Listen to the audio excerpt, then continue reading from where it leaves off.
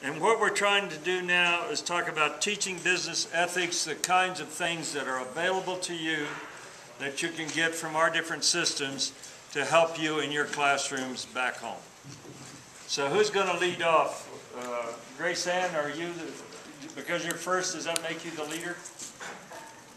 Well, actually, I think Pardon? We've discussed it, and Linda and OC are going to start. Linda and OC will start together as a duet or individually? We're going to do it together. Okay, good. And you got your lavaliers on? Is that what you want to do? You want to use the microphone? Let's use this microphone. Oh, it's not here. There's a lavalier there somewhere.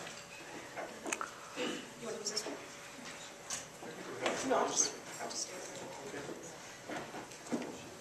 You can see we're extremely organized. The computer's down there when we left.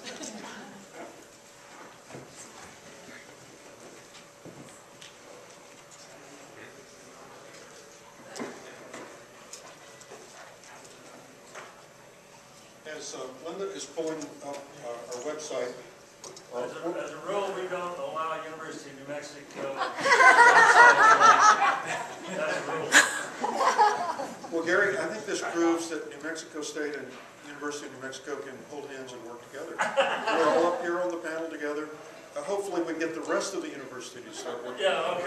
I think the most interesting expression I saw when I put this website up was the look on Barb's face, going, you didn't need to shrink it so much, you should have stretched it a little bit more to keep it in the proper proportion.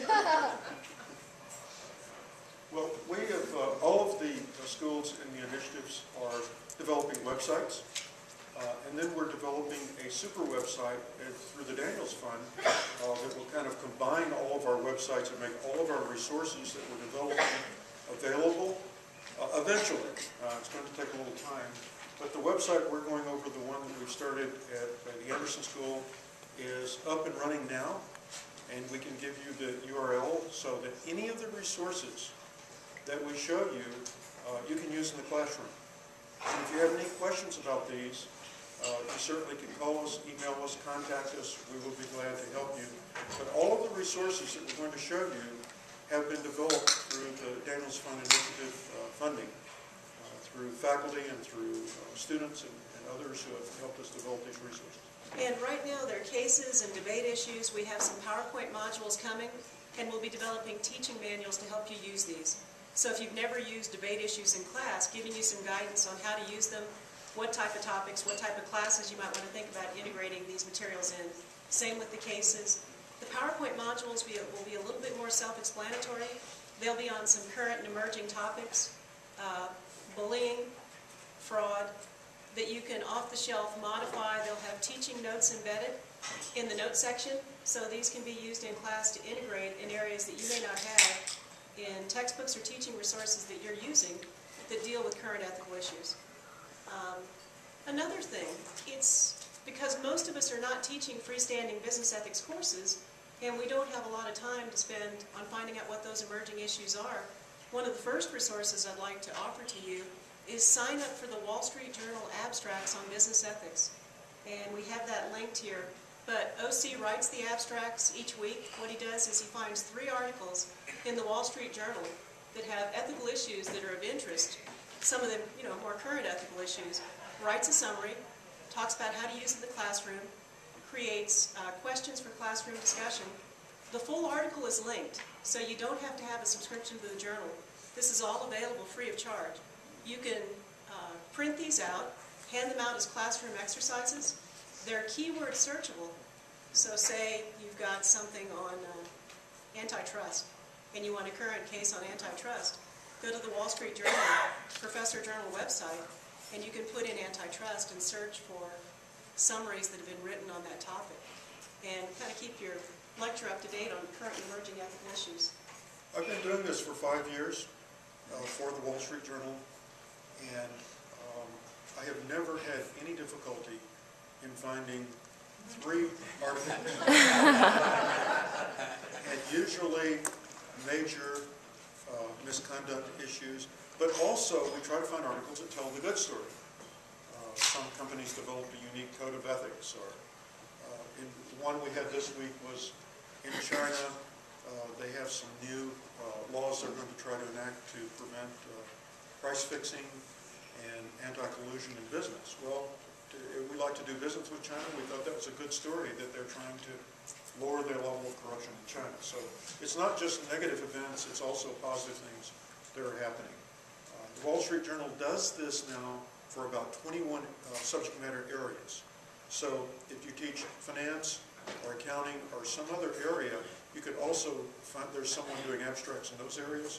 The good news about this, it's free, and you get the copy of the article without subscribing to the Wall Street Journal. So the list that you see here is other areas you can sign up for.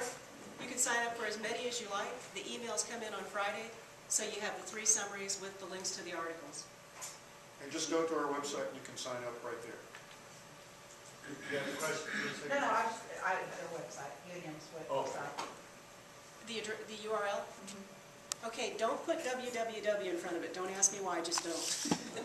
It's danielsethics.mgt.unm.edu.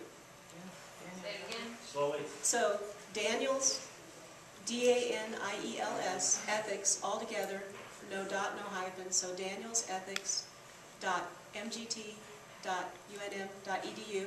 And I have some business cards up here that have the website on it too. So if afterwards you'd like to pick it up, or if you go onto the website, you have any questions, or if you go onto the website and you say, I like what I see, but could you guys do a case on blank or a debate issue on blank? Let us know, because we're looking for new resources to develop and new topics that relate to, we see a lot of management, marketing, international business, and those are topics that are of interest to us. But as we talk to you that are teaching computer classes, talk to someone who's interested in intellectual property protection and plagiarism, tell us the topics that you're interested in, and we can help create resources that relate to those topics. So I'll leave a stack of cards up here with the website. Do you have a question? Not a question, but a recommendation. Can you zoom the screen in the bottom right-hand corner? It's really difficult to read it from back here. Can I zoom? Okay, Yes, public. it says 100% if you just click on it. Okay. You can go to 125, 150. There we go. Does that help? It's much better. Much better. Thank you. And one of the things, we're getting ready to launch some new resources this spring.